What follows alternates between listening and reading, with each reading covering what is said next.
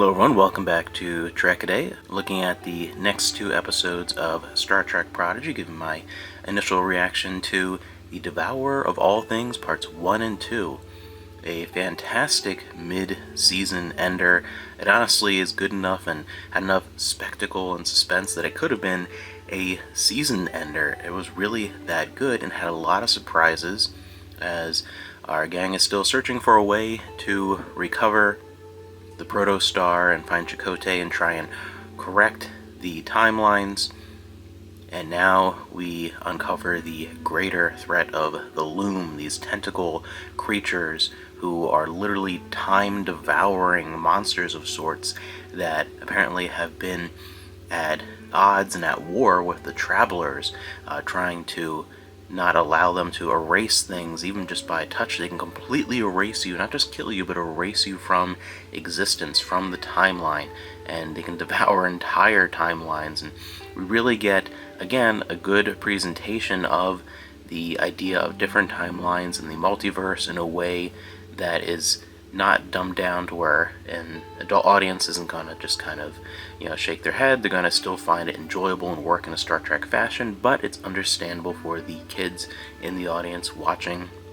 And this pairing of episodes was the most exciting this season really has been, with the almost Indiana Jones feeling exploration of the temple and then finding out the reality of what it's really there for, and the almost family-friendly horror element of these two episodes with the Loom really fantastically well done. And the big surprise, they meet up with someone who's finally able to not only help protect them from this impending threat, but try and find a way for them to reach their destination of the Protostar and Chakotay. We have Wesley Crusher showing up in a cameo that I did not see coming. It was not spoiled at all. I just had no idea that he was going to be in this. So I was actually really happy to have something that was kind of a big legacy character reveal not spoiled going in. I really wasn't anticipating it.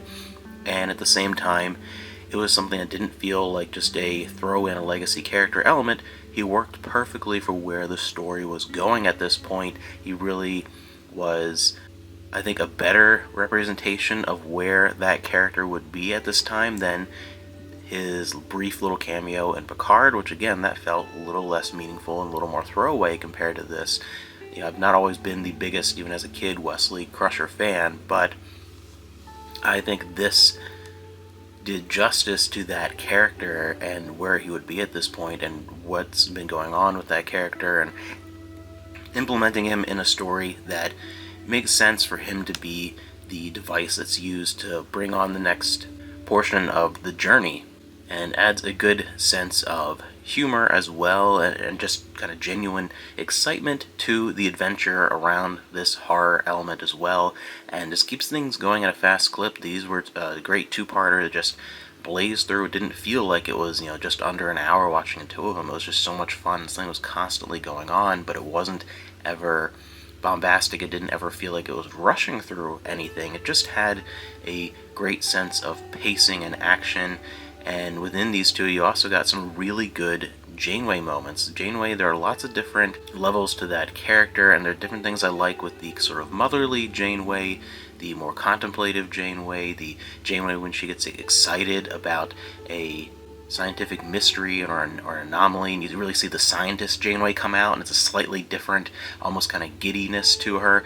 And then the real, just kind of hardcore action badass Janeway. There are different parts to Janeway, and here is probably the best action Janeway, the kind of badass captain or badass admiral now that we've seen in many, many years.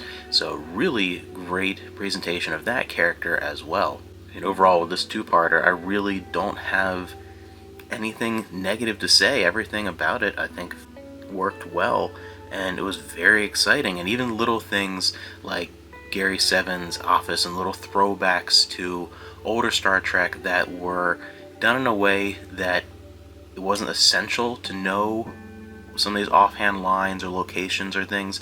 It was, if you weren't aware of some of the legacy element, it didn't take anything away from the story, but it added some great relevance and some connective tissue to the storytelling and the greater world of Star Trek if you know what those things are. So I thought, again, that was balanced very, very well.